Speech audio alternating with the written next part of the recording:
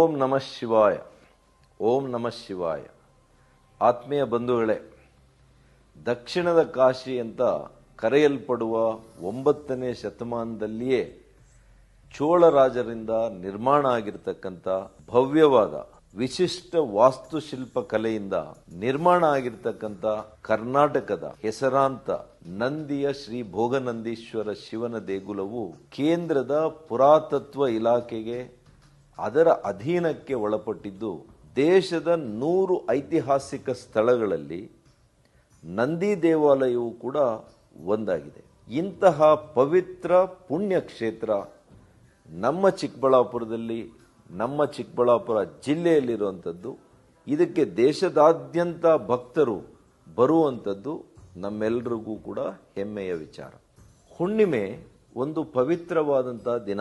ಈ ದಿನದಂದು ಶಿವನಾಮ ಸ್ಮರಣೆ ಮಾಡಿದರೆ ಪಾಪಗಳು ಕಳೆದು ಪುಣ್ಯ ಲಭಿಸುತ್ತದೆಂಬ ಪ್ರತೀತಿ ಇದೆ. ಈ ಹಿನ್ನೆಲೆಯಲ್ಲಿ ಪ್ರತಿ ಹುಣ್ಣಿಮೆ ದಿನ ತಮಿಳುನಾಡಿನ ತಿರುವಣ್ಣಾಮಲೈನಲ್ಲಿರುವಂಥ ಶ್ರೀ ಅರುಣಾಚಲೇಶ್ವರ ಗಿರಿ ಪ್ರದಕ್ಷಿಣೆಗೆ ಲಕ್ಷಾಂತರ ಜನ ಸಂಗಮವಾಗುತ್ತಾರೆ. ಎಲ್ಲರೂ ಕೂಡ ಪ್ರತಿ ಹುಣ್ಣಿಮೆಗೆ ಹೋಗಿ ಅಲ್ಲಿ ಹೋಗೋದಕ್ಕೆ ಸಾಧ್ಯ ಆಗೋದಿಲ್ಲ. ಅಂತಹುದ್ದೇ ಪವಿತ್ರವಾಗಿರ್ತಕ್ಕಂಥ ಶಿವಕ್ಷೇತ್ರ ನಮ್ಮಲ್ಲಿರುವಂಥದ್ದು ನಮ್ಮ ಭಾಗ್ಯ. ನಂದಿ ಗಿರಿಧಾಮದ ಮೇಲೆ ಶ್ರೀ ಯೋಗ ನಂದೀಶ್ವರು ನೆಲೆಸಿದ್ದು, ಶ್ರೀ ಭೋಗನಂದೀಶ್ವರ, ಶ್ರೀ ಅರುಣಾಚಲೇಶ್ವರ, ಶ್ರೀ ಉಮಾಮಹೇಶ್ವರ ದೇವಾಲಯಗಳಿರುವಂತಹ ಗಿರಿಯನ್ನು ಪ್ರದಕ್ಷಿಣೆ ಮಾಡಿ ಧನ್ಯತೆಯನ್ನು ಪಡೆಯೋಣ.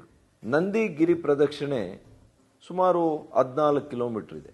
ಗಿರಿ ಪ್ರದಕ್ಷಿಣೆ ಮಾಡೋದ್ರಿಂದ ಆಧ್ಯಾತ್ಮಿಕವಾದಂಥ ಚಿಂತನೆ, ಭಕ್ತಿ, ಮಾನಸಿಕ ನೆಮ್ಮದಿ, ದೈಹಿಕ ಆರೋಗ್ಯ ಕೂಡ ಲಭಿಸುತ್ತೆ. ದೈಹಿಕ ಆರೋಗ್ಯದ ಜೊತೆಗೆ ಮಾನಸಿಕ ಆರೋಗ್ಯವನ್ನು ಕೂಡ ನಾವು ಉತ್ತಮವಾಗಿ ಇಟ್ಕೊಳ್ಬೇಕು. ಮಾನಸಿಕ ಆರೋಗ್ಯವನ್ನು ಕಾಪಾಡಿಕೊಳ್ಳೋಕ್ಕೆ ಬೇಕಾಗಿರುವಂಥದ್ದು ಧ್ಯಾನ ಹಾಗೂ ಅಧ್ಯಾತ್ಮ. ಇವುಗಳು ನಮ್ಮ ಬದುಕಿನಲ್ಲಿ ಬಹಳ ಅಗತ್ಯ. ಆರೋಗ್ಯ ಹೊಂದಿರುವಂಥ ಯುವಜನರು ಇದ್ದರೆ ಮಾತ್ರ ನಮ್ಮ ದೇಶವನ್ನು ಬಲಿಷ್ಠವಾಗಿ ಕಟ್ಟೋಕ್ಕೆ ಸಾಧ್ಯ. ಇದಕ್ಕಾಗಿ ನಂದಿಗಿರಿ ಪ್ರದಕ್ಷಿಣೆ ಹೆಸರಿನ ಹೊಸ ಕಾರ್ಯಕ್ರಮವನ್ನು ಆಯೋಜನೆ ಮಾಡ್ತಾ ಇದ್ದೇವೆ.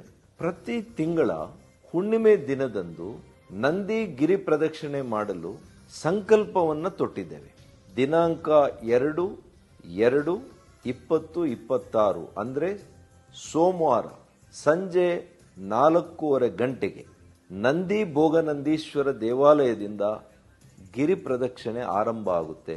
ನಮ್ಮೆಲ್ಲರ ಬಂಧುಗಳು, ಭಕ್ತರು ಮತ್ತು ಸ್ನೇಹಿತರು ನೀವೆಲ್ಲ ಕೂಡ ಆಗಮಿಸಿ ಗಿರಿ ಪ್ರದಕ್ಷಿಣೆಯಲ್ಲಿ